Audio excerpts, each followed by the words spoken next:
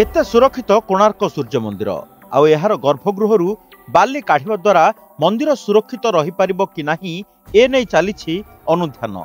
एक स्वतंत्र टीम एहार अनुध्यान करिसंते। केते सुरक्षित कोणार्क सूर्य मंदिर आउ एहार गर्भगृह बाली काढ़िबा द्वारा मंदिर सुरक्षित रही पारिबो कि नाही ए नै चलीछि अनुध्यान।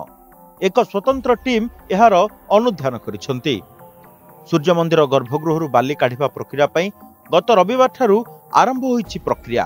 एएसआई आंचलिक निर्देशक एवं एएसआई पूर्वतन डीजी समेत एक 10 जणिया टेक्निकल टीम गर्भगृहर स्थिति अनुध्यान करिसंते। एहा परे बाली काढ़िबा प्रक्रिया आरंभ होईछि। पश्चिम पार्श्व कांथरे स्वतंत्र अत्याधुनिक ड्रिलर माध्यम 16 सेंटीमीटर चौड़ारे पत्थर को काटी टनेल खोला जाइछि।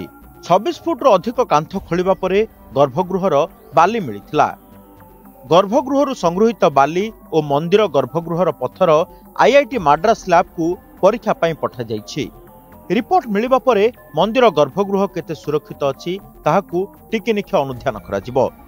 एहा परे सूर्य मंदिर केते सुरक्षित रहिबो से सब को अनुध्यान करबा परे गर्भगृह समस्त बाली कढ़ा प्रक्रिया आरंभ हेबो।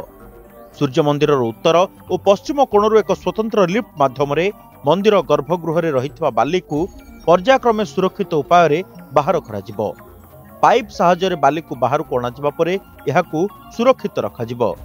बाली निष्कासन कार्य सरिले सरकार अनुमति मिलिबा परे पर्यटकों पई जगमोहन द्वार खोला जाई पारिबो बोली ASI Puri circle superintendent doctor DB Gadanayak प्रकाश करिसंते।